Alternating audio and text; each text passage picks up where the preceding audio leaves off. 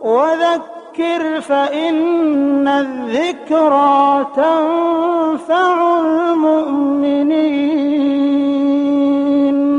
پس اے نبی ان سے رخ پھیر لو، تم پر کچھ ملامت نہیں، البتہ نصیحت کرتے رہو، کیونکہ نصیحت ایمان لانے والوں کے لیے نافع ہے۔ اے شہ کون و مکان فخر زماں سرور دین، آپ سا کوئی نہیں، آپ سا کوئی نہیں۔ روئے و شمس پہ رحمت کی گھٹا چھائی ہے، روئے و شمس پہ رحمت کی گھٹا چھائی ہے، زلفیں بکھری ہے تو وہ نور کی رانائی ہے، زلفیں بکھری ہے تو وہ نور کی رانائی ہے، آپ کے جلووں سے عالم ہے بنا خلد بری، آپ سا کوئی نہیں، آپ سا کوئی نہیں۔ الحمد لله نحمده ونستعينه ونستغفره ونؤمن به ونتوكل عليه ونعوذ بالله من شرور أنفسنا ومن سيئات أعمالنا، من يهده الله فلا مضل له ومن يضلله فلا هادي له، ونشهد أن لا إله إلا الله وحده لا شريك له، ونشهد أن سيدنا ومولانا محمدا عبده ورسوله صلى الله عليه وعلى آله وأصحابه وبارك وسلم تسليما كثيرا كثيرا، أما بعد، فقد قال الله تبارك وتعالى في كلامه المجيد والفرقان الحميد، أعوذ بالله من الشيطان الرجيم، بسم الله الرحمن الرحيم، وَإِذَا بُشِّرَ أَحَدُهُم بِالْأُنثَىٰ ظَلَّ وَجْهُهُ مُسْوَدًّا وَهُوَ كَظِيمٌ يَتَوَارَىٰ مِنَ الْقَوْمِ مِنْ سُوءِ مَا بُشِّرَ بِهِ أَيُمْسِكُهُ عَلَىٰ هُونٍ أَمْ يَدُسُّهُ فِي التُّرَابِ أَلَا سَاءَ مَا يَحْكُمُونَ۔ صدق اللہ مولانا العظیم۔ معزز سامعین، بزرگوں اور میرے عزیز ساتھیوں،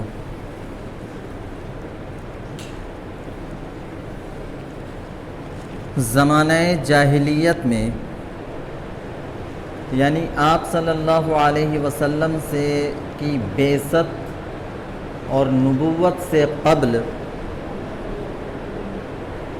عرب کا جو مزاج تھا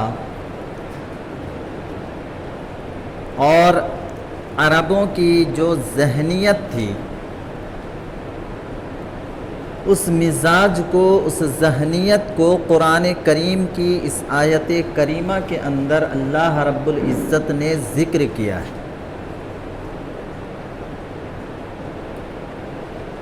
اللہ رب العزت نے فرمایا وَإِذَا بُشِّرَ أَحَدُهُم بِالْأُنثَىٰ، جب ان میں سے کسی کو، زمانہ جاہلیت کے لوگوں کے بارے میں، کفار کے بارے میں فرمایا وَإِذَا بُشِّرَ أَحَدُهُم بِالْأُنثَىٰ، جب انہیں بچی کی ولادت کی بشارت دی جاتی، ظَلَّ وَجْهُهُ مُسْوَدًّا وَهُوَ كَظِيمٌ، تو ان کا چہرہ جو ہے سیاہ ہو جاتا اور یہ اپنے کو چھپاتے پھرتے،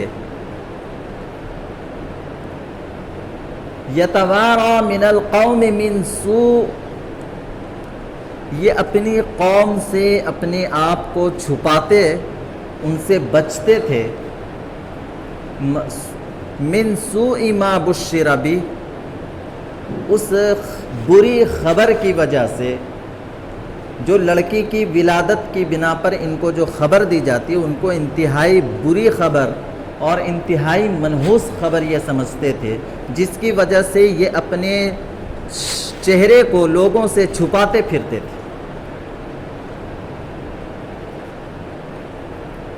من سوء ما بشر به ایمسکہ علی ہون ام یدسہ فی التراب، ان کا جو مزاج اور ماحول تھا عرب کا، اس مزاج کے مطابق وہ باپ اب یہ سوچتا تھا، یہ غور و فکر کرتا تھا، ایمسکہ علی ہون، کہ اس بچی کو ذلت کے ساتھ زندہ رکھا جائے۔ یعنی کسی کے یہاں بچی کا ہونا، بچی کی ولادت انتہائی ذلت کی بات ہوتی تھی، انتہائی اس کو شرمناک تصور کیا جاتا تھا۔ تو اب اس باپ کو اس بات کی فکر ہوتی تھی، ایمسکہ علی ہون ام یدسہ فی التراب، کہ اس بچی کو ذلت کے ساتھ رکھیں، زندہ رکھیں، اس کی ذلت کے ساتھ اس کی پرورش کریں اور اس کو پالے پوسے، اس کو بڑا کرے، ام یدسہ فی التراب، یا زمین میں اس کو زندہ درگور کر دیں، اس فکر میں لگ جاتا تھا۔ بے شمار واقعات آپ نے جو ہے زمانے جاہلیت کے سنے ہوں گے کہ باپ نے اپنی بچی کو زندہ جو ہے زمین میں درگور کر دیا اور اس سے پیچھا چھڑایا۔ الا ساء ما یحکمون، یہ انتہائی برا فیصلہ تھا ان کا۔ آپ صلی اللہ علیہ وسلم کے بعثت کے بعد جہاں بہت ساری برائیاں ختم ہوئی، کفار و مشرکین کے اندر جو انتہائی غلط قسم کے تصورات تھے، نبوت کے بعد آپ صلی اللہ علیہ وسلم کی بعثت کے بعد جہاں وہ ساری برائیاں ختم ہوئی، وہاں اس برائی کو بھی اسلام نے جڑ سے اکھاڑ پھینکا، کہ بچی کی ولادت کو جو برا تصور کیا جاتا تھا اور اس کے ساتھ انتہائی شرمناک حرکت کی جاتی تھی، اس بچی کو جینے کا حق نہیں دیا جاتا تھا، اس کو زندہ یا تو درگور کر دیا جاتا تھا یا اس بچی سے جان چھڑا لیا جاتا تھا، اس تصور کو اسلام نے ختم کیا اور بچیوں کو، عورتوں کو اسلام نے انتہائی اعلیٰ مقام عطا کیا۔ حضرت واصلہ ابن الاسقا رضی اللہ تعالی عنہ فرماتے ہیں، آپ صلی اللہ علیہ وسلم نے فرمایا کہ جس عورت کی پہلی بچی ہو، جس عورت کی یہاں ولادت پہلی بچی کی شکل میں ہو، وہ عورت انتہائی بابرکت ہے۔ یہ آپ صلی اللہ علیہ وسلم کا فرمان ہے۔ آج غیروں کے یہاں آپ چھوڑ دیں، لیکن مسلمانوں کا خود جو نظریہ بن چکا ہے اس پر ہم غور و فکر کریں۔ اس میں ہم سب شامل ہیں کہ بچیوں کی ولادت ہمارے لیے انتہائی دردناک ہوتی ہے۔ ہم ابتدائی سے اس کو جو ہے بہت ہی غلط نظریے سے دیکھتے ہیں اور بہت ہی برا سمجھتے ہیں، جبکہ آپ صلی اللہ علیہ وسلم نے فرمایا کہ جس عورت کی یہاں پہلی ولادت بچی ہو، وہ عورت انتہائی بابرکت ہے۔ آپ حضرات غیر معاشرے کے اندر اس بات کو سنے ہوں گے کہ جہاں لڑکی کی ولادت ہوئی کہ اس گھر کا ماحول انتہائی غمناک ہو جاتا ہے اور انتہائی رنجیدہ ہو جاتا ہے، اور وہاں اس عورت کو منحوس قرار دیا جاتا ہے، وہاں اس عورت پہ جو ہے طنز اور طعنے کیے جاتے ہیں، اس عورت کو جو ہے برا بھلا کہا جاتا ہے جس کی پہلی ولادت بچی ہو۔ لیکن اسلام اس عورت کا مقام بتا رہا ہے کہ ایسی عورت انتہائی بابرکت ہے، خوش نصیب ہے وہ شخص جس کے یہاں ولادت پہلی ولادت جس کے یہاں بچی ہو۔ حضرت ابو سعید خدری رضی اللہ تعالی عنہ فرماتے ہیں، حضرت ابو سعید خدری رضی اللہ تعالی عنہ فرماتے ہیں، آپ صلی اللہ علیہ وسلم نے فرمایا کہ جس نے جس کے یہاں 3 بچیوں کی ولادت ہو، یا جس نے 3 بہنوں کی، 3 بچیوں کی یا 3 بہنوں کی، یا پھر فرمایا جس نے 2 بچیوں کی یا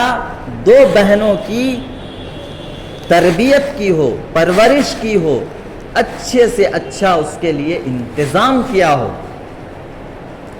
اور اس کی ساری ضرورتوں کو پورا کیا ہو، اس شخص کے لیے جنت واجب ہو جاتی ہے۔ آپ صلی اللہ علیہ وسلم نے فرمایا جس نے 3 بچیوں کی یا 3 بہنوں کی پرورش کی ہو، تربیت کی ہو،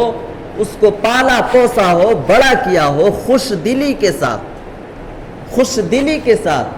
اپنی خوش بختی سمجھتے ہوئے، بے دلی سے نہیں کہ مجبوری ہے، اب ہے گھر کے اندر تو اس کو پالنا ہے، پوسنا ہے، بڑا کرنا ہے، اسلام تو اجازت نہیں دیتا کہ ہم اس کو قتل کر دیں، اس کو مار دیں، زندہ درگور کر دیں، اتنی بات تو اپنے لیے جو ہے شرم کی ہوتی ہے، لیکن خوش دلی کے ساتھ اس بچی کی، اس بہن کی اس نے تربیت کی ہو، اچھے سے اچھا کھلایا پلایا اور اچھے سے اچھا اس کو پہنایا، اچھی تربیت دی اور اس کا شادی بیاہ کر دیا اور آخر تک اس کی ضرورتوں کا خیال رکھا، فرمایا اس شخص کے لیے جنت واجب ہے، اس شخص کے لیے جنت واجب ہے۔ حضرت عائشہ صدیقہ رضی اللہ تعالی عنہا فرماتی ہیں کہ جو شخص، آپ صلی اللہ علیہ وسلم کا فرمان ہے، جو شخص بچیوں کی وجہ سے کسی پریشانی میں پڑ جائے، کسی مصیبت میں پڑ جائے، اس پر وہ شخص جو ہے صبر کرے، بچیوں کی وجہ سے کسی پریشانی میں، مصیبت میں پھنس گیا، لیکن اس پر وہ صبر کرتا ہے اور اس کے ساتھ اس بچی کی تربیت میں کوئی کوتاہی نہیں کرتا ہے اور پورے طور پر اس کا خیال رکھتا ہے، آپ صلی اللہ علیہ وسلم نے فرمایا کہ یہ بچیاں اس کے لیے جہنم سے محافظ بنیں گی، جہنم سے حفاظت کا ذریعہ بنیں گی۔ حضرت عائشہ صدیقہ رضی اللہ تعالی عنہ کی یہ روایت ہے۔ اسی طریقے سے حضرت عائشہ صدیقہ ہی رضی اللہ تعالی عنہ کی یہ روایت ہے، فرماتی ہیں کہ ایک مرتبہ ایک عورت میرے پاس آئی 2 بچیوں کے ساتھ۔ حضرت عائشہ صدیقہ رضی اللہ تعالی عنہ فرماتی ہیں کہ ایک عورت میرے پاس 2 بچیوں کے ساتھ آئی اور وہ انتہائی مصیبت زدہ معلوم ہو رہی تھی، انتہائی دکھی تھی، اس نے آ کر مجھ سے مدد کی درخواست کی کہ میرے لیے کچھ مدد فرما دے۔ حضرت عائشہ صدیقہ رضی اللہ تعالی عنہ فرماتی ہیں کہ اس وقت میرے پاس گھر میں کچھ بھی نہیں تھا سوائے ایک کھجور کے، گھر میں صرف ایک کھجور پڑا ہوا تھا اور یہ اللہ کی بندی جو ہے مجھ سے مدد کے لیے میرے پاس پہنچ گئی۔ اب ایسی صورت میں حضرت عائشہ صدیقہ رضی اللہ تعالی عنہا نے یہ کھجور اٹھا کر اس عورت کو دے دیا، اس عورت نے اس کھجور کے 2 ٹکڑے کیے اور دونوں ٹکڑے اپنی دونوں بچیوں کو دیے۔ وہ عورت خود بھوکی پیاسی ہے اور بھوک سے نڈھال ہے، بچیاں بھی اس کی بھوکی پیاسی ہے۔ اب ایسی صورت میں یہ عورت اس کھجور کے 2 ٹکڑے کر کے اپنی دونوں بچیوں کو کھلاتی ہے، خود اس میں سے ذرا سا چکھتی بھی نہیں ہے۔ حضرت عائشہ صدیقہ رضی اللہ تعالی عنہا فرماتی ہیں کہ مجھے بڑا تعجب ہوا کہ یہ عورت خود بھوک سے نڈھال ہے، پریشان ہے، اور اس کے باوجود اس نے اپنی بچیوں کو جو ہے یہ کھجور دیا، ان بچیوں کو کھلایا، بڑا تعجب میں تھی۔ ایسے میں آپ صلی اللہ علیہ وسلم گھر میں تشریف لائے، حضرت عائشہ صدیقہ رضی اللہ تعالی عنہا نے یہ واقعہ آپ صلی اللہ علیہ وسلم کو سنایا۔ اللہ کے رسول صلی اللہ علیہ وسلم نے فرمایا کہ عائشہ جو اپنی بچیوں کی وجہ سے جو اپنی بچیوں کی وجہ سے یا بہنوں کی وجہ سے کسی مصیبت میں یا کسی ابتلا اور آزمائش میں پڑ جائے، یہ بچیاں کل قیامت کے دن اس کے لیے جہنم سے محافظ بنیں گی، جہنم سے حفاظت کا ذریعہ بنیں گی۔ تو یہ اسلام کی تعلیمات ہے عورتوں کے سلسلے میں، بچیوں کے سلسلے میں۔ آج ہمارا معاشرہ جو ہے یہ دوسرے کلچر سے جو ہے، دوسرے کلچر کے اثرات اس معاشرے کے اندر کافی حد تک داخل ہو چکی، اور ہمارا معاشرہ جو ہے دوسرے کلچر، دوسری تہذیب، بلکہ صاف لفظوں میں یوں کہے کہ ہندوانہ تہذیب اور ہندوانہ کلچر سے بہت ہی زیادہ متاثر ہے، اور اس کے اثرات آج ہمارے گھروں کے اندر ہیں۔ آج ہمارے گھروں کے اندر اسی تہذیب کے اثرات ہیں، کیونکہ ہماری جو ذہنیت ہے اور ہماری جو تربیت کے آلات ہیں، ذرائع ہیں، اور ہم جس کلچر کو دیکھتے ہیں، جس کلچر میں ہم زندگی گزارتے ہیں، جس تہذیب کے ساتھ ہمارا اٹھنا بیٹھنا، کھانا پینا، رہنا سہنا اور اڑوس پڑوس کا معاملہ ہے، تو معاملہ یہ ہونا چاہیے کہ ہماری تہذیب ان پر اثر انداز ہوتی، لیکن ہم نے اپنی تہذیب، اسلام کی جو تہذیب ہے، اسلام کا جو کلچر ہے، ہم نے اس کو اپنایا ہی نہیں، اس کو ہم نے سیکھا ہی نہیں، اس کو ہم نے جاننے کی کوشش ہی نہیں کی، تو اب ہمارے پاس اپنی کوئی تہذیب تو ہے نہیں، کیوں؟ اور اگر جو تہذیب ہماری ہے، اسلام کی جو تہذیب ہے، جو کلچر ہے، اور اس کے جو آداب ہیں اور زندگی کے جو معاشرت کے آداب ہیں، ان کے بارے میں نہ تو ہم جانتے ہیں، نہ ہم نے سیکھنے کی کوشش کی، نہ ہم نے اس کو جاننے کی کوشش کی، تو ہمارے آگے پیچھے دائیں بائیں اور ہمارے اطراف میں جو ماحول ہے، جو کلچر ہے، وہ ہندوانہ کلچر ہے، ہندوانہ تہذیب ہے۔ تو اب ہم سیکھیں گے، اور ہمارے جو بچے ہیں، ہماری جو نسلیں ہیں، ہماری جو بچیاں ہیں، وہ اسی تہذیب کو سیکھیں گے، کیونکہ ہم نے اپنے گھر کے اندر اسلام کی تہذیب کو داخل نہیں کیا، اسلام کے کلچر کو ہم نے اپنے گھروں کا ماحول نہیں بنایا، تو ہمارا گھر کا ماحول کیا بنے گا؟ وہ ہندوانہ تہذیب، وہ ہندوانہ کلچر یا عیسائیت پر مبنی جو کلچر اور تہذیب ہے، وہ ہمارے گھر کا ماحول بن رہا ہے۔ اور ہمارے گھروں کے اندر اتنی بے برکتی، اتنی زیادہ گھروں کے اندر انتشار، اختلاف اور آپس میں رسہ کشی کہ معاشرت، گھریلو زندگی جو ہے ہمارے لیے آفت بن چکی ہے۔ گھریلو زندگی، گھر انسان کی راحت کے لیے ہے، سکون کے لیے ہے، عافیت کے لیے ہے، کہ گھر میں جب انسان باہر کے ماحول سے جب ذہنی طور پر تھک جائے، جب جسمانی طور پر تھک جائے، ایسے ماحول سے جب وہ گھر میں لوٹے تو گھر اس کے لیے جو ہے راحت کا سامان بنے، میاں بیوی بچے اور بچیاں، ماں باپ اس کے لیے جو ہے راحت کا ذریعہ بنے۔ معاملہ اس کے برعکس ہوتا ہے کہ گھر کے اندر چونکہ اسلام کی تعلیم نہیں ہے، اسلامی تہذیب نہیں ہے، اسلام کا کلچر نہیں ہے، اور معاشرت ہم نے اسلامی اختیار نہیں کی ہے، اب جو مصیبتیں، جو پریشانیاں جو باہر وہ جھیل کر مرد جب گھروں میں آتا ہے، تو اب اس کے لیے جو ہے بجائے اس کے کہ گھر کے اندر راحت، سکون اور عافیت کا معاملہ ہو، اس کے برخلاف اس کے ساتھ جو ہے معاملہ اور اس کے برعکس ہوتا ہے کہ گھر میں اس کی طبیعت اچاٹ ہوتی ہے، گھر میں اس کو راحت اور آرام نہیں ملتا ہے، گھر میں اس کو سکون اور عافیت نہیں ملتی ہے۔ تو اس کے ذمہ دار ہم خود ہی ہیں۔ یہ ماں باپ یہ نہ سمجھے کہ ذمہ داری میری نہیں ہے، ذمہ داری 100% باپ کی ہے کہ وہ گھر کے ماحول کو اسلام کے تہذیب پر جو ہے ڈھالے۔ اگر راحت چاہیے، سکون چاہیے، عافیت چاہیے،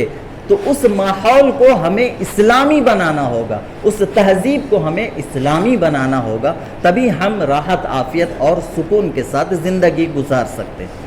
آج گھروں کے اندر اختلافات، انتشار، رسہ کشی اور ایک دوسرے سے نفرت، ایک دوسرے سے بغض، ایک دوسرے سے عداوت، ایک دوسرے کے دل میں جو ہے کینہ، کپٹ، بغض، یہ سارا جو ہے بھرا ہوا ہے۔ گھریلو ماحول جو ہے انتہائی گھر کا ماحول جو ہے کھینچا کھینچا رہتا ہے، آپس میں محبت نہیں، آپس میں میل جول نہیں، آپس میں ایک دوسرے کے لیے ایثار اور قربانی کا جذبہ نہیں۔ یہ اس وجہ سے ہے کہ ہم نے اپنے ماحول کو غیروں کے اثرات سے بچانے کی کوشش نہیں کی، غیروں کے اثرات سے ہم نے اپنے ماحول کو بچانے کی کوشش نہیں کی۔ بہرحال میں یہ کہہ رہا تھا کہ یہ بچیاں انتہائی ہمارے لیے رحمت ہے اور برکت کا ذریعہ ہے، ہماری خوشبختی ہے، ہماری خوشبختی ہے جس میں یہاں لڑکیوں کی ولادت ہو، لڑکیاں ہو، بچیاں ہو، یہ ہمارے لیے خوشبختی کی بات ہے۔ اللہ کے یہاں یہ آخرت میں ہمارے لیے جہنم سے حفاظت کا ذریعہ بنیں گے، لیکن اس کی تربیت ہمیں خوش دلی کے ساتھ کر رہا ہوں۔ جب بچیوں کو ہم گھر میں آج جو یہ معاشرے کے اندر شادی بیاہ کے معاملے میں یہ ناکامیاں، جو شادی بیاہ کے اندر ناکامیاں جو ہو رہی ہیں، اس کے وجوہات پر ہم غور کریں کہ یہ ناکامیاں کیوں ہو رہی ہیں۔ اکثر شادی بیاہ کے بعد جو ہے میاں بیوی کے درمیان تکرار اور ایک دوسرے سے جو ہے لڑنا جھگڑنا اور ایک دوسرے کے خلاف دل میں نفرت رکھنا، یہ ماحول ہمارے اندر کیوں آ رہا ہے اور یہ شادیاں ناکام کیوں ہو رہی ہے؟ ہماری بچیوں کی زندگی اجڑ کیوں رہی ہے؟ ہماری بچیاں آج برباد کیوں ہو رہی ہے؟ اس پر ہم سبوں کو غور کرنا ہے۔ اللہ نے ایک تحفہ ہمیں دیا ہے، ان بچیوں کی تربیت ہمارے ذمے ہے، ان بچیوں کی تربیت ہمارے ذمے۔ ہم یہ سمجھتے ہیں کہ ہماری جو اولاد ہے، بچے ہو یا بچیاں ہو، جو بھی ہو، بہرحال ان کی تربیت یہ ہم ماحول پر چھوڑ دیتے ہیں، یہ ہم ماحول پر ایک بات ذہن میں رکھیں کہ ایک بچی کی صحیح نہج پر تربیت ہو اور صحیح طور پر اس کی پرورش کی جائے، اس کو تعلیم دی جائے۔ تعلیم سے مطلب صرف یہ نہیں کہ ہم اس کو اسکولوں میں، کالجوں میں، یونیورسٹیوں میں پڑھا لیں، یہ کافی نہیں ہے، بلکہ اسلامی تعلیمات سے آشنا کرانا بھی یہ ہماری ذمہ داری ہی نہیں بلکہ فرض ہے۔ ذمہ داری ہی نہیں بلکہ فرض ہے کہ ہم اس کو اسلامی تعلیمات سے آشنا کرائیں۔ ہم یہ سمجھتے ہیں کہ بچیوں کو اعلیٰ سے اعلیٰ تعلیم دلوا دیں، اسکولوں میں پڑھا لیں، کالجوں میں پڑھا لیں، یونیورسٹیوں میں پڑھا لیں، اچھے سے اچھے پوسٹ میں ہم اس کو پہنچا دیں۔ آج لوگوں کی ذہنیت، ہم خود مسلمانوں کی جو ذہنیت بنی ہوئی ہے اس پر ہم غور کریں کہ آج لڑکیوں کو ماں باپ اتنا پڑھا رہے ہیں، اتنا پڑھاتے ہیں کہ وہ بچیاں یہ سمجھتے ہیں کہ اگر بچیاں خود برسرے روزگار ہو جائیں، بچیاں خود برسرے روزگار ہو جائیں، پڑھ لکھ کر اچھے پوسٹ میں ملازمت کر لے، اچھے عہدے پر اس کو جو ہے پوسٹنگ مل جائے، تو ہماری بچیوں کی زندگیاں آباد ہو جائے گی، ہماری بچیاں جو ہے محفوظ ہو جائے گی۔ ہماری ذہنیت یہ بنی ہوئی ہے، لیکن بیشتر لڑکیاں، اکثر لڑکیاں جو اس قسم کی ذمہ داریاں اٹھاتی ہیں، اکثر ان کے گھریلو زندگی تباہ و برباد ہوتی ہے، کیونکہ یہ فطرت کے خلاف ہے۔ اللہ نے ایک قانون بنایا، اللہ نے دنیا کے اندر ایک دستور بنایا کہ گھر کے باہر کی ذمہ داریاں، اپنے گھر والوں کی ذمہ داریاں مردوں کے کاندھے پر رکھا، کہ گھر میں جو بچے ہیں، بچیاں ہیں، ماں باپ ہیں، بھائی بہن ہیں چھوٹے، ان سبوں کی ذمہ داری ایک بڑے پر رکھا، گھر کے مرد پر رکھا کہ وہ کمائے کھلائے، ان کی ضرورتوں کو پورا کرے۔ یہ ذمہ داریاں جو ہے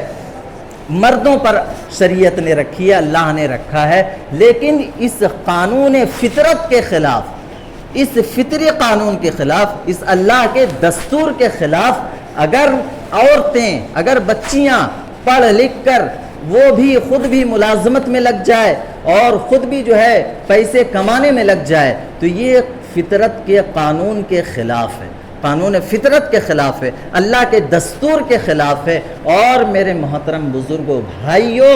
میرے مسلمان بھائیوں، یہ بات اپنے ذہن میں آپ رکھیں کہ اللہ کے قانون کے خلاف ہم اگر سوچ لیں کہ ہم کامیاب ہو جائیں گے، پوری زندگی ہماری برباد ہو جائے گی، لیکن ہم کامیابی نہیں حاصل کر سکتے۔ تو بچیوں کی تربیت، تعلیم کے ساتھ ساتھ بچیوں کی چونکہ ایک بچی یہ جو ہے ایک نسل کی ضامن اور ایک نسل کی امین ہوتی ہے۔ ایک بچی ایک پوری نسل کی ضامن اور اس کی امین ہوتی ہے۔ اور جب تک آپ جس گھر میں اسلامی ماحول ہے، خصوصاً گھر کی جو عورت ہے، وہ اگر اسلامی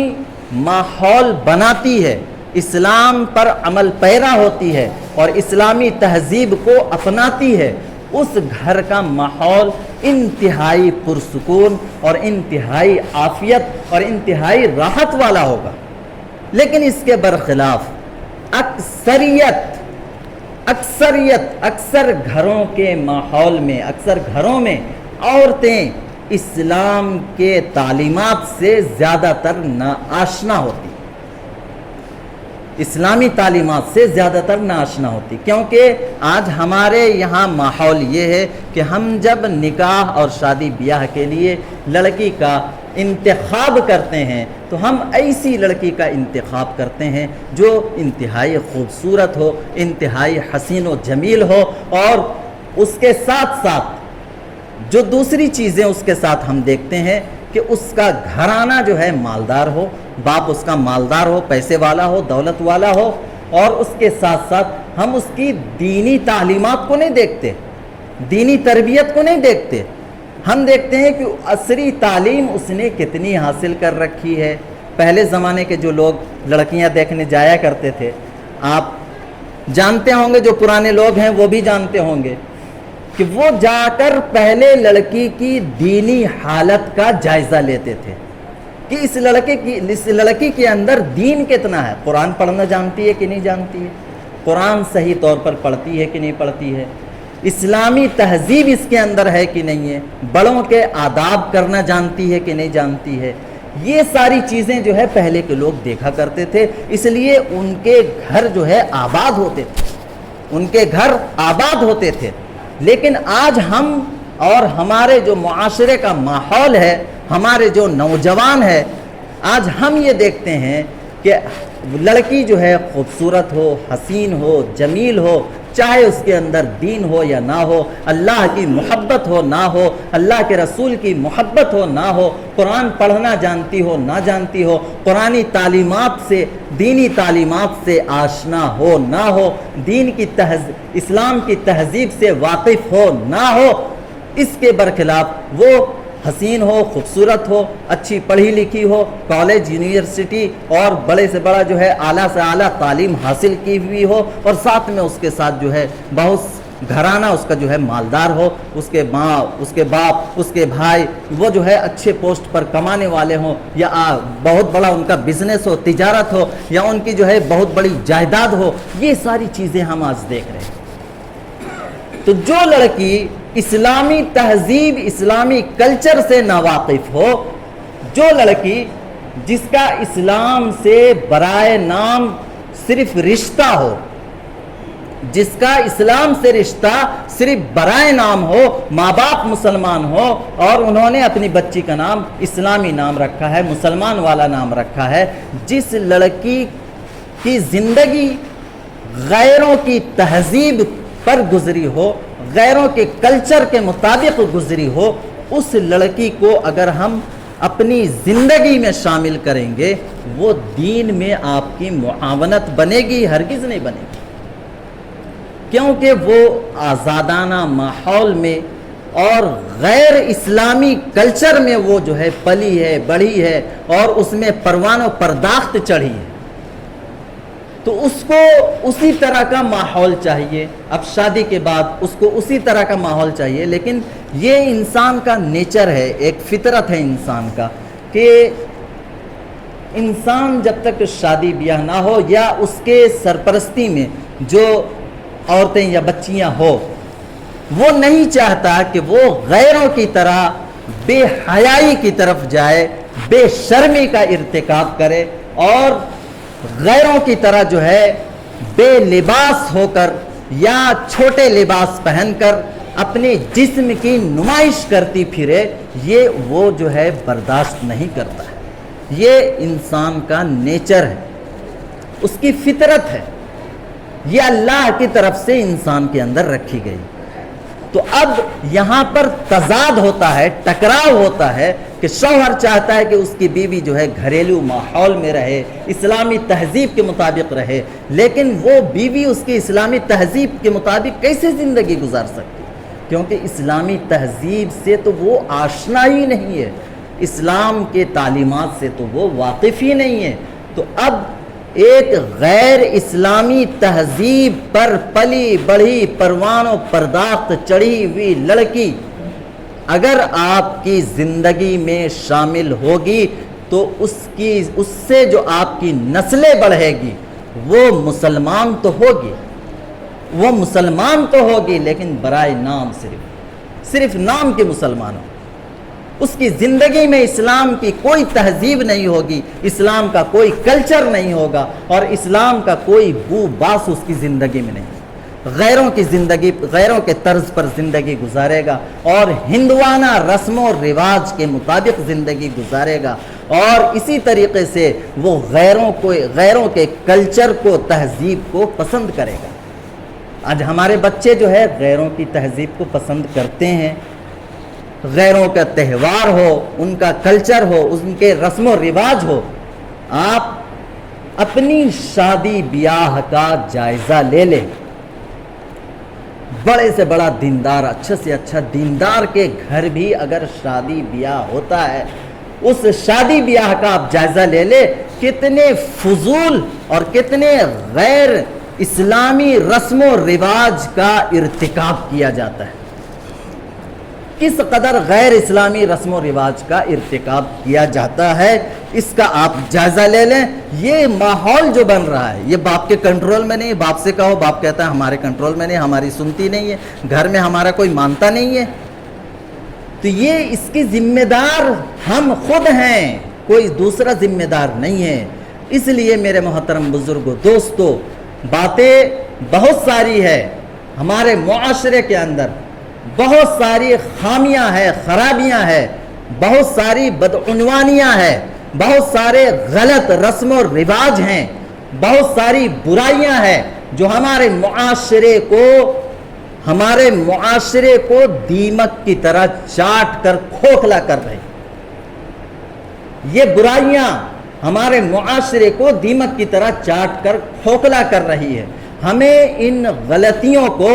ان برائیوں کو سمجھنا ہوگا اور صرف سمجھنا ہی نہیں بلکہ سمجھ کر ہمیں سختی کے ساتھ اسلامی تعلیمات پر عمل پیرا ہونا ہوگا. تبھی ہم اس معاشرے کو ان برائیوں سے، ان خرابیوں سے ہم بچا پائیں گے. تو آپ صلی اللہ علیہ وسلم نے اور دین اسلام نے ایک چیز اور میں آپ کو بتا دوں کہ بہنیں جو ہماری ہوتی ہے، ہماری جو بہنیں ہیں، ہم یہ سمجھتے ہیں اگر باپ باحیات ہے تو وہ اپنے ذمے میں اس کی تربیت، اس کی تعلیم، اس کے اخراجات پورا کرتا ہے. اور شادی بیاہ ہو گیا. شادی بیاہ کے بعد اگرچہ وہ بری و ذمہ تو بظاہر ہو جاتا ہے، روزمرہ کی زندگی میں وہ ذمہ داری اس کے شوہر پر آتی ہے، لیکن اس کے باوجود آج جو معاشرے کے اندر بچیاں، شادی شدہ بچیاں جو خودکشی کر رہی ہے اور اپنے آپ کو نظر آتش کر رہی ہے، آگ لگا رہی ہے، اپنے آپ کو ہلاک کر رہی ہے، اس کی ایک اہم ذمہ داری اور ایک اہم سبب اس کا یہ بھی ہے کہ ہم یہ سب باپ جب تک ہے، اب اس بچی کے ساتھ جب شادی بیاہ کے بعد اسلام کے اندر بڑی آزادی ہے، اسلام کے اندر بڑی آزادی ہے، اسلام بہت ہی وسیع مذہب ہے اور اس کے اندر بہت ہی وسعت ہے۔ اب شادی بیاہ کے بعد جب بچی بیاہ کر دوسرے گھر میں گئی، آپ مان لیتے ہیں ہمارا گھر کا ماحول اسلامی ہے، اسلامی تہذیب اسلام پر چلنے والے ہیں، اسلامی تعلیمات پر عمل پیرا ہیں، لیکن دوسرا گھر جس میں ہم نے اپنی بچی کو شادی کیا، بیاہ کیا، وہ گھر اتنا اسلامی ماحول وہاں پہ نہیں ہے۔ اور اب اس صورت میں جب یہ بچی وہاں جاتی ہے، اس کو اس ماحول میں ایڈجسٹ ہونا، اس کے ساتھ بڑی ذمہ داریاں ہوتی ہیں، اس بچی کے اوپر بڑی ذمہ داریاں ہوتی ہیں۔ ایک تو یہ ہے کہ اپنے زندگی کا جو بیشتر حصہ تقریباً 20 سال 25 سال وہ جو اپنے گھر میں گزارتی ہے، اس ماحول میں پل کر بڑی ہوتی ہے، اور اس کے بعد جب دوسرے گھر میں جاتی ہے تو اب اس کے ساتھ ایک تو یہ ہے کہ ماحول کا تغیر، گھریلو ماحول اور ہے اور سسرال کا ماحول اور ہے، وہاں کی تہذیب وہاں کا کلچر اور ہے۔ دوسری چیز اس کے شوہر کا مزاج، اس کے شوہر کا مزاج کیا ہے، یہ عورتوں کی بڑی ذمہ داری ہوتی ہے کہ وہ اپنے شوہر کے مزاج کو سمجھے، اس کے ضروریات کو سمجھے اور اس کے کیفیت کو سمجھے۔ وہاں سسرال کے اندر جو ماحول ہے، جو حالات ہیں، ان حالات کو وہ دیکھے، وہ سمجھے کہ یہاں کیا حالات ہے۔ اس کے ساتھ ساتھ چونکہ یہ بچی دینی تعلیم سے آراستہ ہے، دینی تہذیب سے آراستہ ہے، اب اس کے ساتھ ایک ذمہ داری اور لگ جاتی ہے۔ اگر دینی اعتبار سے وہاں کا ماحول مناسب نہیں ہے تو اب یہ ذمہ داری اس کی ہوتی ہے کہ وہاں اس ماحول کو وہ دینی بنانے کی کوشش کرتی ہے۔ لیکن اس بچی کے ساتھ وہاں پر اگر جبر ہو، ظلم ہو، ستم ہو، چونکہ ہماری ذہنیت، میں نے بتایا کہ ہم ہندوانہ کلچر میں رہ کر ہماری ذہنیت جو ہے آدھے سے زیادہ ہندوانہ ہو چکی ہے، تو ہماری ذہنیت یہ بن گئی کہ ہم جو ہے عورتوں کو، بچیوں کو ہم پرایا دھن سمجھنے لگے۔ ہم کیا سمجھنے لگے؟ پرایا دھن سمجھنے لگے کہ یہ بچیاں اب پرایا دھن ہے، ہماری نہیں ہے۔ یہ بہت بڑی غلط فہمی ہے اور بالکل اسلامی تعلیمات کے خلاف ہے، اسلامی تعلیمات کے خلاف ہے۔ یہ بچیاں پیدائش سے لے کر موت تک ہماری تھی اور ہماری رہے گی، پیدائش سے لے کر موت تک ہماری تھی اور ہماری رہے گی۔ اسلام شادی بیاہ کے بعد اس کے حقوق کو ختم نہیں کرتا ہے کہ اب شادی بیاہ کر دیا، اس بچی کا حق، اس بچی کا حق یا اس بہن کا حق جو ہے ختم ہو گیا، اب اس کو کچھ لینا دینا نہیں ہے، اس کے ساتھ کوئی معاملہ کرنا نہیں ہے۔ یہ اسلامی تعلیمات کے خلاف ہے، یہ غیروں کا کلچر ہے، یہ غیروں کی تہذیب ہے۔ ان کے یہاں یہ ماحول ہے کہ عورتیں یا بچیاں جو ہے یہ پرایا دھن ہوتی ہے، شادی بیاہ کر دو، ذمے سے فارغ ہو گئے۔ یہ ہمارے یہاں یہ ماحول ہے۔ بعض لوگ آج بھی ہمارے یہاں اسی طرح کی ذہنیت رکھتے ہیں کہ بچیوں کی شادی بیاہ کے بعد آپ نے دیکھا ہوگا بے شمار اچھے اچھے دیندار گھرانوں کے اندر کہ ماں باپ رخصت ہو گئے، اب ماں باپ کی جو پراپرٹی ہے، اس کی جو جائیداد ہے اور اس کا جو مال و دولت ہے، اس کو جو ہے بھائی لوگ آپس میں تقسیم کر لیتے ہیں، جو بھائی ہیں وہ آپس میں تقسیم کر لیتے ہیں۔ اور بڑی تعجب کی بات ہے، مجھے بڑا تعجب ہوتا ہے کہ ایک دیندار شخص جو دین کی تعلیمات پر عمل کرنے والا ہے، وہ یہ کہتا ہے کہ اس بچی کی شادی میں جو ہم نے خرچ کر دیا وہ اس کا حق تھا، وہ دے دیا، اب اس جائیداد کے اندر اور اس مال و دولت کے اندر اس کا کوئی حق نہیں ہے۔ یہ بالکل ہندوانہ ذہنیت ہے اور ہندوانہ تہذیب ہے جو ہمارے ذہنوں کے اندر گھر کر چکی ہے۔ میں نے کہا کہ بچی کی شادی کے بعد بھی اس کے حقوق ہمارے ذمے ہیں، اور یہ بچیاں جو خودکشی کر رہی ہے اور جو اپنے آپ کو ہلاک کر رہی ہے، اس کا سبب جو ہے ہم ہیں، کیونکہ ہم نے شادی کر کے اپنے گھر کے دروازے بند کر دیے کہ اب تمہیں جینا مرنا جو بھی ہے وہیں پر ہے، سسرال میں لوٹ کر ہمارے گھر کی طرف آنے کی ضرورت نہیں ہے۔ بچی پر ظلم ہو، بچی کو ستایا جا رہا ہو اور اس کے اوپر ستم پر ستم کیے جا رہے ہو، لیکن اس بچی کی ذہنیت میں، اس کے ذہن میں یہ بات آپ نے ڈال دی ہے کہ وہاں پر تمہیں ستایا جائے، مارا جائے، تمہارے ساتھ جو ہے بدسلوکی کی جائے، تمہاری بے عزتی کی جائے، تمہیں ذلیل کیا جائے، لیکن اس کے باوجود تمہیں اسی گھر کے اندر زندگی گزارنا ہے، وہیں تمہارا جینا مرنا ہے، تمہارا حق اور تمہارا رشتہ اب اس گھر سے ختم ہو چکا ہے۔ تو اب یہ بچیاں، ان کے پاس اس ظلم سے بچنے کا کوئی راستہ نہیں ہے، اس ظلم سے بچنے کا کوئی راستہ ہم نے نہیں چھوڑا کہ اب جب اس پر ظلم ہوگا، ستم ہوگا، حالانکہ اسلام اس ظلم کی اجازت نہیں دیتا ہے۔ ایک مسلمان کی یہ شان نہیں ہے کہ وہ اپنی بچی میں اور غیر کی بچی میں، اپنی بچی میں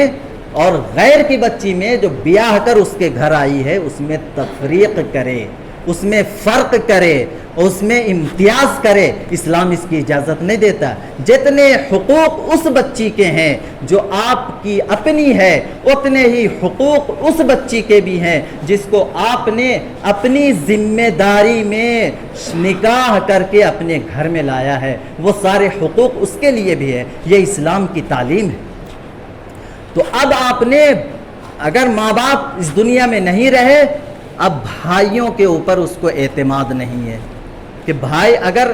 اس ظلم و ستم سے ہم بچنے کے لیے اپنے بھائی کے پاس جائیں گے تو بھائی ہمیں رکھے گا نہیں، بھائی ہماری پرورش نہیں کرے گا، وہ ہماری ذمہ داری نہیں اٹھائے گا۔ حالانکہ بھائی کے اندر اتنی حیثیت ہے، اتنی حیثیت ہے کہ ایسے ایسے 4 خاندانوں کو وہ پال سکتا ہے، 4 خاندانوں کی وہ پرورش کر سکتا ہے، لیکن اس کے باوجود اس کی زبان پر یہ شکوہ ہوتا ہے کہ ہمارے پاس اتنا۔ یہ وجہ اس کی وجہ یہ ہوتی ہے کیونکہ اس بھائی کی جو بیوی ہوتی ہے، اس بھائی کی جو بیوی ہوتی ہے وہ اس بھائی کو پڑھاتی ہے، سکھاتی ہے۔ ایک عورت ہے لیکن اس کو اسلامی تعلیمات نہیں ہے نا، اسلام سے آشنا نہیں ہے، تو اب وہ یہی سمجھے اللہ پر اعتماد نہیں، اللہ کے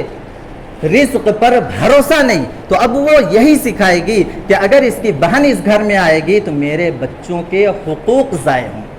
میرے بچوں کے حقوق ضائع ہوں گے، میرے بچوں کی حقوق تلفی ہوگی، میرے بچوں کے حق کے اندر کمی کی جائے گی۔ یہ ذہنیت ہے۔ اب یہ اس پر جو ہے دباؤ بناتی ہے کہ اس کو واپس لانے کی ضرورت نہیں ہے، چاہے وہ برباد ہو جائے، چاہے وہ تباہ ہو جائے، چاہے وہ ہلاک ہو جائے، چاہے وہ خودکشی کر لے، چاہے وہ اپنے آپ کو آگ لگا کر مار لے اور حرام موت مر جائے، اس سے اس کو کوئی سروکار نہیں ہوتا۔ یہ اس معاشرے کا انتہائی گھناؤنا رخ ہے جو آج ہمارے پورے معاشرے کے اندر سرایت کر چکا ہے، پورے معاشرے کے اندر جو سرایت کر چکا ہے، اس معاشرے کا یہ گھناؤنا رخ ہے۔ اسلام تو اس کو اجازت، میں نے کہا کہ اگر رخصت ہو چکی ہے، چاہے وہ آپ کی بیٹی ہو، چاہے وہ آپ کی بہن ہو، بھائی کی ذمہ داری ہے کہ ان حالات سے اگر ویسے حالات ہیں تو کوشش کرے اصلاح کی، کوشش کرے اصلاح کی، کہ وہ لوگ ان لوگوں کی اصلاح ہو، وہ بچی کے ساتھ اچھا سلوک کرے، وہ بہن کے ساتھ اچھا سلوک کرے اور اس کو ایک اچھی زندگی گزارنے کا موقع دے، اس بات کی کوشش کرے اور اس بات کے لیے وہ جو ہے کوشش کرے۔ لیکن اگر کسی بھی طریقے سے اس بچی کے ساتھ اچھا نہیں ہوتا ہے، اس پر ظلم و ستم کا سلسلہ جاری رہتا ہے، تو یہ اس باپ کی یا اس بھائی کی ذمہ داری ہے کہ ایسے ظلم و ستم والے ماحول سے اس بچی کو آزاد کرائے، اور اس کے لیے دوسری ایک چیز اور ذہن میں رکھیں کہ ایک مرتبہ جب قصوروار چاہے جو بھی ہو، قصوروار چاہے جو بھی ہو، اس کے سسرال کا ماحول خراب، اس کے سسرال میں بچی جو ہے اس کا وہاں سسرال کا ماحول خراب ہے اور وہ لوگ اس پر ظلم و ستم کر رہے ہیں، اس کو ستا رہے ہیں، لیکن اس کے باوجود اگر وہ خلا لے کر یا اس پر طلاق ہو جائے اور وہ بچی دوبارہ واپس آ جائے تو یہ اس معاشرے کی بڑی بدبختی ہے، اور ہمارے لیے بڑی بدبختی کی بات ہے کہ اب اس بچی ہی کو ذمہ دار ٹھہرایا جاتا ہے۔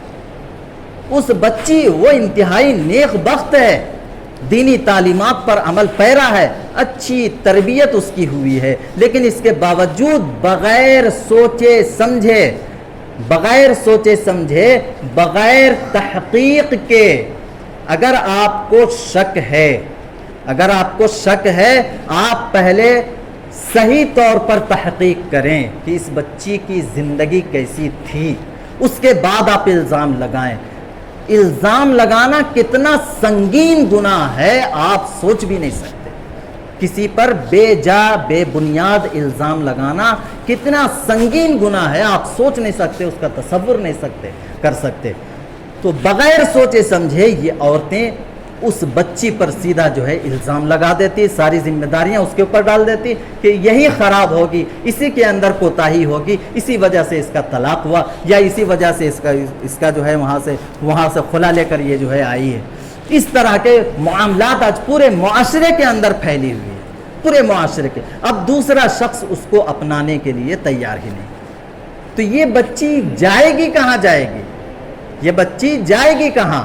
ایسے لوگ جو پہلے سے شادی شدہ بھی ہیں اور ان کی